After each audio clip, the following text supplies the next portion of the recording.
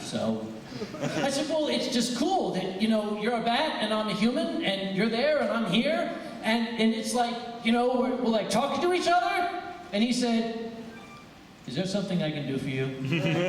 I said, no, I'm just, gonna like go inside and you'll still be a bat and I'll be inside and that'll,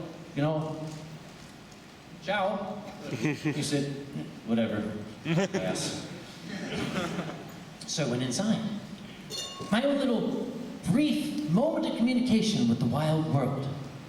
And I went inside and I didn't think more about it. I went to sleep, had some wine, then I went to sleep.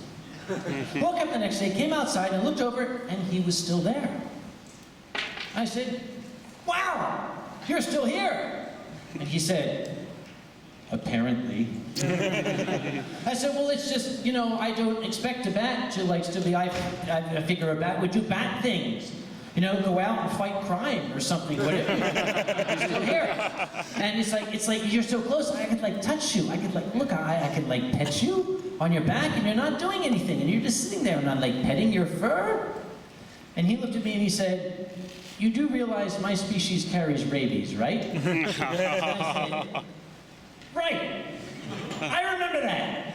I'm just gonna go inside, okay? I'll just go inside. Because in the USA, the bat is what we call a rabies vector. They carry that dreadful disease, rabies. Not well known over here in Europe, I understand, but it is a horrible thing over in the US. Many mammals get the disease of rabies, and it's an awful, awful, horrible thing. It causes you to become crazed and murderous, and you want to tear things apart with your teeth. It's much like being a fan of the Philadelphia sports teams. Which is probably where it comes from. So, I didn't know what to do. So I called the local police. I called the police and I said, I would like to report a bat. And there was a silence. And she said, so? I said, yes, this bat is doing something very bizarre. She said, oh, what's it doing? I said, nothing. There was another silence. She said, what's wrong with that? I said, bats do things. And this one isn't doing anything. And she said, why is that bizarre? I said, because bats do things. Look, take it from me. I used to work with wildlife, okay? This bat is doing something that concerns me. Could you please send a wildlife officer out to investigate? And she said, they don't go on duty until 7 o'clock in the morning. This was 5 o'clock in the morning. Welcome to America. So I said, well, what am I supposed to do? And she said, wait. I didn't want to do that because what if this rabid, horrible, slavering animal were to attack some people? This is how zombie plagues start, for all I knew, at the end of the day, my neighbors would be coming at me going, brains, brains. So I went out and I said to the bat, dude, you better do something or I'm going to have to, capture you and it will be horrible. You will not like it. And the bat was like, fuck off. So I didn't know what to do. So I went inside and I got a small metal jar, a tin, that is for cookies. And I thought, I'll put them in the cookie tin. I went outside and I said to the bat, okay, listen, I'm gonna put you in this cookie tin and it's gonna suck and you're not gonna like it. So I want you to flutter away right now. Okay, ready? Here we go.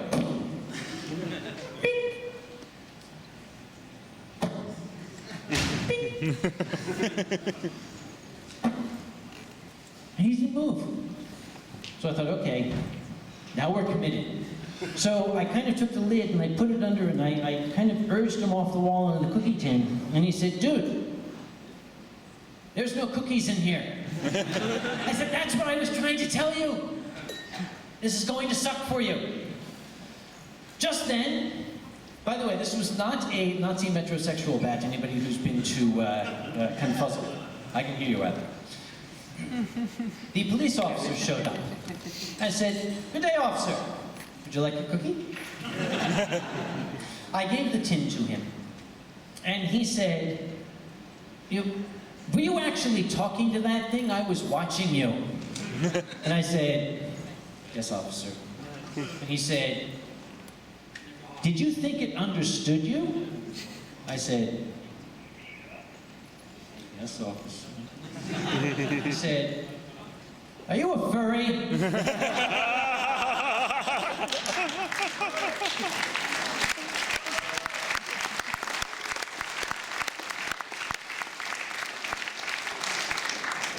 He was one too. He took the bat with him and I cautioned him. I said, listen, do not leave that sitting in the radio room of the police station because they like cookies too.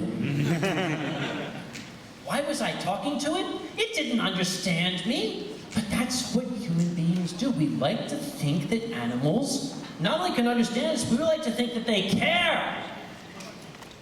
Many years ago, when I was a young student living in the state of Vermont, that's up north, Vermont, en français, Vermont, I was living in a small room in the home of a very nice old lady who worked in a library. And she had a cat. Her cat was named Irish. He was named Irish because he was constantly fighting with anything that came near him. Including me. But somehow he still liked me. He would rip me to pieces and then buy me a beer. I liked that cat. Odd thing about cats. Very, very strange. Now, some of you are cat people, some are not cat people. Let me tell you about cats. Cats have their own agenda. They know where they're going, and human beings are not a part of their world. But every now and then, they will at least make the gesture of caring. This cat could always understand when I'd had a bad day. I would come home, I worked in a laboratory, of course, and often you would stay late. This cat would be waiting for me. This is not something he would normally do. This is not part of the cat's daily ritual. I would come home, he would be waiting for me on the steps leading up to my door, and I would sit down and I would pet him. Now, this is a known scientific fact. I am a scientist. I don't just wear this for show. This is my job. I am a man of science. When you pet an animal, this is more of that connection between humans and the animal world. When you pet an animal, your stress levels, the hormones that cause stress, go down. Your blood pressure goes down. Your pulse becomes slower. The simple act of petting an animal relaxes the human body.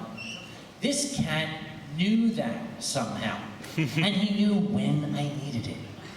I remember one evening I came home, and it was easily 1 o'clock after midnight. It was a horrible, horrible day. Nothing had worked. And there he was sitting on the doorstep, and I sat down very heavily and I started petting him. And I could feel the stress hormones being reduced. I could feel my pulse slowing down. I could feel my blood pressure being lowered. It felt good. And I looked to my left, and Irish came walking around the corner of the house.